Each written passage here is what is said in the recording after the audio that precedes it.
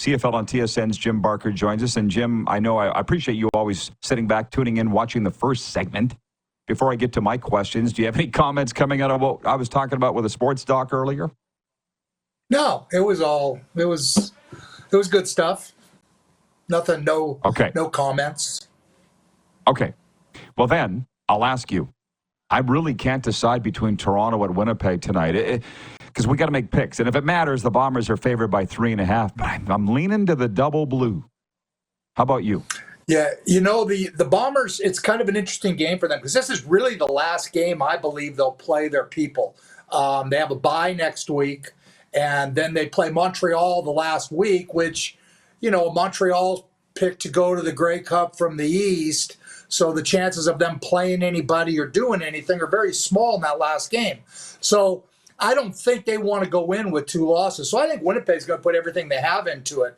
With that being said, the one team that lines up well against Winnipeg, that matches up with them, is Toronto, because their fronts are so good. Where Toronto's weak is a bit in the secondary. Again, which receiving core? The receiving core they've had the last 3 or 4 weeks, Winnipeg, the way Kenny Lawler has stepped up, and they're just playing out of their head. Zach Collaros is playing MOP type ball. Brady Oliveira is making a late push to be the MOP. So it's really, they're playing as well as they can play now. Their last home game, it's sold out. It's a tough one for the Double Blue, but I just believe that they match up well. Chad Kelly, anytime he's playing, it gives them an opportunity. And if they can not turn the ball over and not do the things the team against Winnipeg, you look at these quarterbacks. Quarterbacks play Winnipeg and then they get benched. That's kind of been the MO the last few weeks. And whoever plays Winnipeg comes out just terrible in terms of throwing the ball and that type of thing. So I think Toronto needs to run the ball and stay patient with it and keep the ball away from Winnipeg. They want to play Brady ball or bully ball or whatever you want to call it, Winnipeg style football. And Toronto can do that too. And Toronto needs to have the patience to do it. So they had a great game that first one. Remember, O'Shea opted to not kick the field goal and run another play before he kicked in. So this is going to be a great football game. This is a huge game for Toronto because if they win this one, they got a great chance to host a playoff game. Of course, and that's why I got to pick to win. But I got to ask you this. Of all the game notes, because they don't really matter, I think, this time of year, but Chad Kelly's 3-3 this year. Mm-hmm. Coming off being 18-1 all time. Like, why is he not the same? Is that from missing the first half of the season, a rhythm thing, or why is he not dominating? You know what? There's a lot of things that could go into it. The things he's gone through, the things he goes through on a daily basis. You don't know where that is.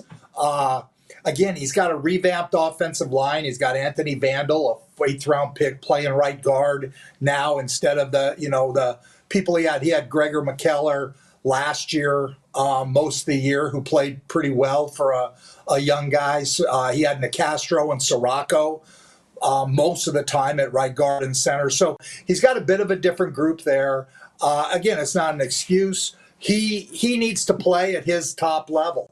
He's 3-3, and what is Nathan? I don't know what Nathan Rourke is, but since those guys have come back, they haven't made the kind of difference I think people thought they would. I know I thought BC would take off. I thought Toronto would take off with, because they were 500 with with Arbuckle and Cameron Dukes. So I thought it would really be a big boon for them. But they've had some other injuries and just haven't played. Chad had, I think he's like Rourke. He's had 1 or 2 really good quarters. He had not even full games. And again, this is the time. Right now, these next 3 weeks, we're going to see what Chad Kelly and Nathan Rourke are all about. If they are what we thought they were in their past, they're going to come out and they're going to play lights out. Chad Kelly's going to go punch for punch with Zach Collaros, looking to be 3-time or 4-time MOP. I mean, he's going to go punch for punch with him. And Nathan Rourke's going to come out and win that game in Regina over a Trevor Harris-led Saskatchewan Rough Rider team in their own backyard. So, and if they're not, then they're not. And again, we're going to have an interesting playoff. I mean, that game is intriguing. That Saskatchewan and BC game Let me just stop you for a sec. Stop you for a sec. The bar flies in Winnipeg writes in, he says, Chad Keller's getting thrown off by what's being hurled at him from the crowd. All I'll say is it probably is mental more than anything with Chad Kelly, but for the Argos' sake, I hope they turn it around. Now, to that Rider BC game, I thought for a second you were saying that Nathan Rourke was going to come in and lead them to win. You're not necessarily picking that. You're basically just saying he needs to do that.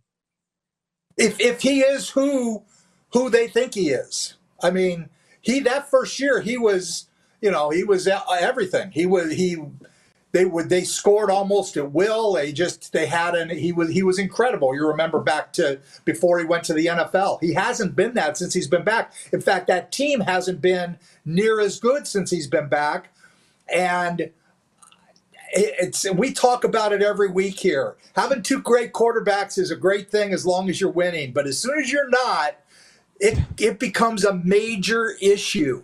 And Rick Campbell's got a major issue on his hands because I can promise you there are people in that locker room that says we got a better chance to win with VA.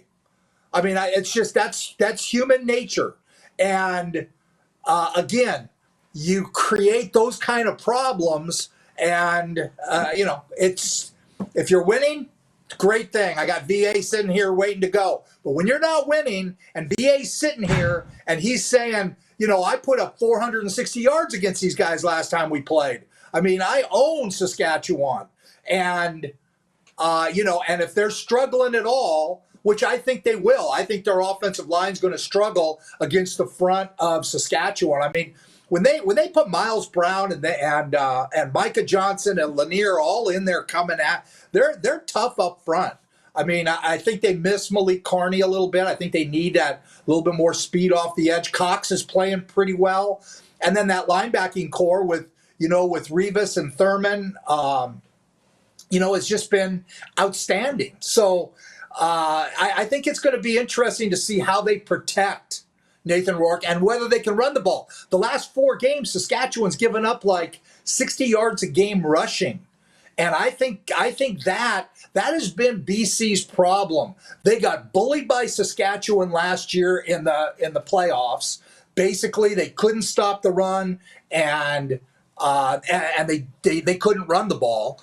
And that if that happens to them again this year, it's going to happen to them first against Saskatchewan, because I think this Saskatchewan team is built to be physical, to run the ball a little bit. They're going to start 3 Americans on the offensive line for the first time. They're going to bring Brammer back, put him at right guard, with Tate at right tackle, and then Reed at left tackle. So they are going to try to run the ball. A.J. Oletta's back, and he'll be loaded for bear. So it's going to be an interesting contest to me, because you know how I am with physicality.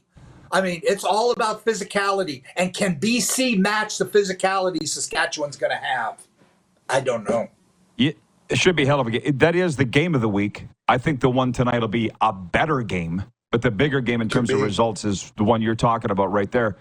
Here's one. The Toilet Bowl, brought to you by Mr. Plumber. Edmonton at Calgary on Saturday. I got to get your take on the Stamps signing P.J. Walker. Like, what are they doing over there? I guess they're auditioning people. Well, to be honest with you, I like P.J. Walker a lot for our league. He's 29 years old. He started 2 games last year for the Browns. He was a USFL. He played for June Jones. I think he's tailor-made for our league, and if he gets in the right system, I think that's a great get for them. I mean, they got him from Toronto. He was on their neg list, and they traded a couple of other neg list players to get him. And I think that's it's a sign of, you know what, Schiltz and Logan Bonner and Jake Mayer are not our answer.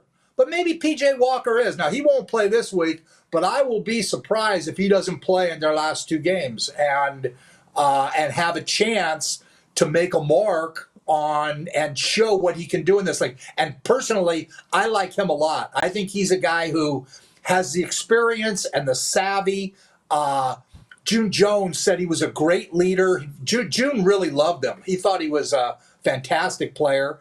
So I think that's a great sign, a great trade and sign for them to be able to get a guy like that, especially when they're in the quarterback situation they're in. And now they got a couple weeks they can actually see him in action and get a feel of what that's all about so they know what they have coming in next year. And then how about Edmonton? Edmonton sitting down. Well, yeah, just hang on. Yeah. Let me just say this with P.J. Walker. I recall he was the XFL MVP with Houston, signed with Carolina. I'm a fan, too. But I think that the thing that I don't understand is Calgary known as a quarterback factory, and you don't know who your quarterback is? That just seems weird to me. And now to the Elks. How about you? Well, again, I think this is the only thing they can do is to play Trey Ford and see what they have. Now, this could be great for Trey. He's going to get an opportunity to play and show what he can do. And basically, every snap he takes is about money for him next year. How much if Edmonton pays him, he's going to stay there. But he's not going to stay there if they don't pay him the way they paid Taylor Cornelius a few years and that type of thing. So they've tried to sign him, but they haven't come close to what he wants in money.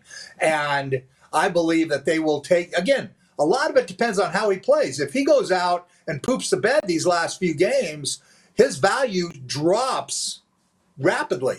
I mean, he's still under 500 as a starter in this league. And he's got tools that no other player in this league has. But you have to be able to win games. And again, he's not on a great team, but he's going to get an opportunity.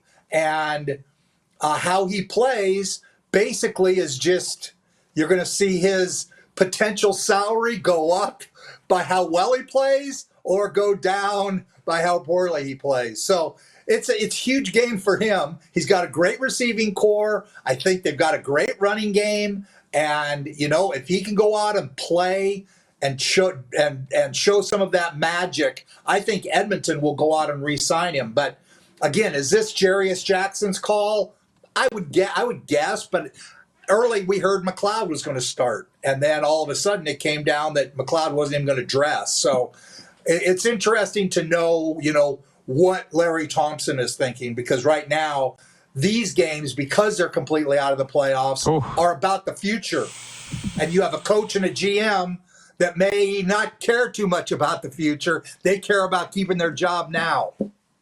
Yeah, and you just talked about the owner, who's self-professed season ticket holder since he was 12. He's a construction guy, and he's going to be making the decision on the future of the franchise. I'm sure he's a great guy, but this is where teams get into trouble, as you know. Speaking of ownership, one last question is an NFL one, Jim. Just reading an article this morning on Deshaun Watson, leading the NFL in sacks, 26 he's taken. You're an offensive guy. Do you put that on the O-line and the offense? Or how much do you put on the O-line versus the quarterback himself? Well, I put a lot on the running game and their ability to run and things like that.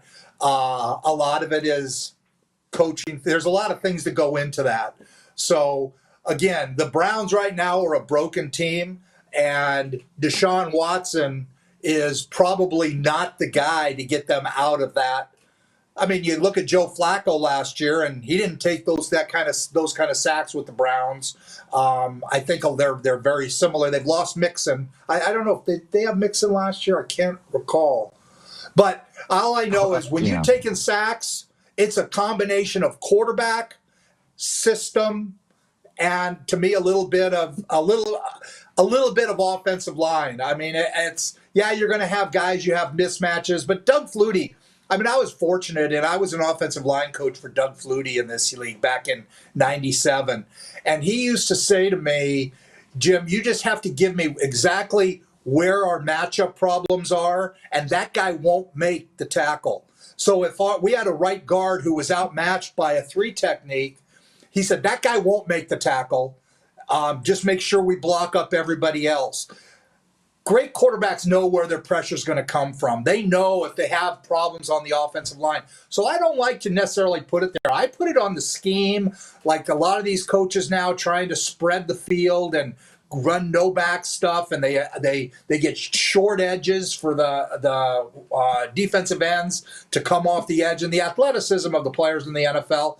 That's tough to do. That is tough to do. So, again, I think it goes into all three facets. But if you're a quarterback taking a bunch of sacks, you got to look in the mirror. And some of that's going to be you.